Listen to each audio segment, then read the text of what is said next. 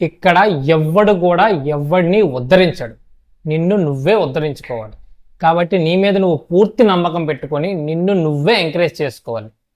విశ్వక్షేణ్ ఒక ఆడియో ఫంక్షన్లో ఒక మంచి మాట చెప్పాడు, ఇక్కడ ఎవ్వడు కూడా ఎవ్వడిని లేపడు, మనల్ని మనమే లేపుకోవాలి.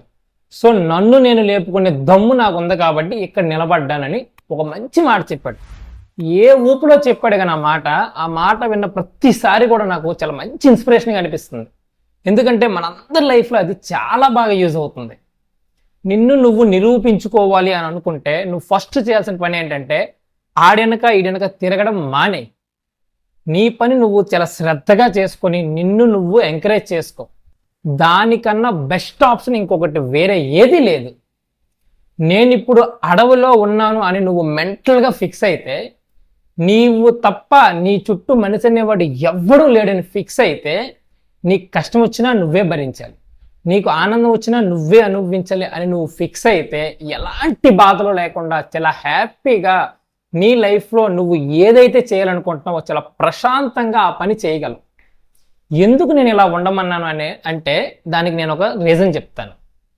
నువ్వు ఎవరి దగ్గరికైనా సహాయం కోసం వెళ్ళావు అనుకో, నీ కాళ్ళు అరిగిపోయినట్లు ఆడు చుట్టూ తిరిగినా కూడా ఆడు నీకు సహాయం చేస్తాడా అంటే సహాయం చేయడు. నీకు ఇప్పుడు ఎలా అనిపిస్తుంది అంటే, ఒకప్పుడు నేను వీడికి చాలా హెల్ప్ చేశాను కానీ ఈరోజు నాకు ఒక చిన్న హెల్ప్ చేయమంటే ఇది చేయలేకపోతున్నాడు అని చాలా బాధపడతావు, చాలా డిస్టర్బ్ అవుతావు. అదే నేను ఇందాక చెప్పినట్టు నేను అడవిలో ఉన్నాను అని నువ్వు మెంటల్గా ఫిక్స్ అయితే నీ సమస్యకి నువ్వే సాల్వ్ చేసుకోవాలి. కాబట్టి ఎలాగో అలాగా కష్టపడి ఏదైనా చేసి ఆ ప్రాబ్లం నుంచి నువ్వు గట్టెక్కుతావు. అప్పుడు ఎలాంటి హోప్స్ ఉండవు, ఎలాంటి బాధలు ఉండవు. నీ పని నువ్వే చేసుకుంటావు, నీ కడుపు నువ్వే నింపుకుంటావు. అప్పుడు ఎవడో వచ్చి నిన్ను కాపాడుతాడనో లేదంటే ఎవడో వచ్చి నీ కడుపు నింపుతాడనో ఎదురు చూడక్కర్లేదు. నీ కాళ్ళు అరిగిపోయేలా ఎవ్వడి చుట్టూ తిరగాల్సిన అవసరం కూడా ఉండదు. కాబట్టి రేపటి నుంచే నువ్వు ఇలాగే బ్రతకాలి అని డిసైడ్ అవ్వు. నా పని నేనే చేసుకోవాలి, నా గురించి ఎవ్వడూ రాడు, నా లైఫ్ రెస్పాన్సిబిలిటీ నాదే కాబట్టి నా లైఫ్ని నేనే సెటిల్ చేసుకోవాలి. నన్ను ఉద్ధరించడానికి కానీ నన్ను ఎంకరేజ్ చేయడానికి కానీ ఎవ్వడు కూడా రాడు అని ధైర్యంగా బతకడం నేర్చు. అలా బ్రతికితేనే రేపొద్దున్న నీ లైఫ్లో సక్సెస్ వచ్చినా ఫెయిల్యూర్ వచ్చినా నువ్వు ధైర్యంగా నిలబడగలవు. అలా కాదని నా ఫ్రెండ్ వచ్చి నాకు హెల్ప్ చేస్తాడు, లేదంటే నా బామ్మర్ది వచ్చి నన్ను ఉద్ధరిస్తాడు, లేదంటే నా మామ వచ్చి నాకు జాబ్ ఇప్పిస్తాడు అని ఎదురు చూసావంటే జీవితాంతం ఎదురు చూపులే మిగులుతాయి, నీ జీవితం మొత్తం నాశనం అయిపోద్ది. సో నేనేం చెప్తున్నానంటే, ఎవడో వచ్చి మనల్ని ఏదో ఉద్ధరిస్తాడని ఎదురు చూడడం మానేసి మన పని మనమే చేసుకోవాలి. నీ లైఫ్లో నువ్వు ఏది చేస్తే నీ లైఫ్ బాగుపడుతుందని నువ్వు అనుకుంటావో ఆ పనులన్నింటినీ రేపటి నుంచే మొదలుపెట్టు. కుదిరితే ఈ రోజు నుంచే మొదలుపెట్టు.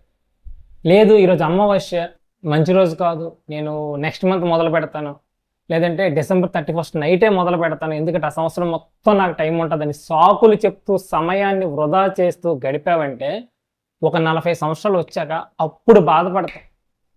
ఆ రోజు ఆ పని నేను చేయాల్సిన సత్తా నాకు ఉండి కూడా చేయడం మానేసి అనవసరంగా పక్కోడి మీద డిపెండ్ అయ్యి నా జీవితాన్ని నేనే నాశనం చేసుకున్నానని అప్పుడు బాధపడతావు. అలాంటి సిచ్యువేషన్ నీకు రాకూడదు అనుకుంటే ఈ రోజు నుంచే నువ్వు మొదలుపెట్టు. మళ్ళీ చెప్తున్నాను, నిన్ను ఉద్ధరించడానికి ఎవ్వడు కూడా రాడు, నీ లైఫ్ నువ్వే ఉద్ధరించుకోవాలి. గుర్తుపెట్టుకో, నిన్ను ఎంకరేజ్ చేయడానికి ఎవ్వడు రాడు, నిన్ను నువ్వే ఎంకరేజ్ చేసుకోవాలి. నీ కడుపు నువ్వే నింపుకోవాలి, నీ తిండి నువ్వే తినాలి, నీ బాధ నువ్వే పడాలి, నీ ఆనందం నువ్వే అనుభవించాలి.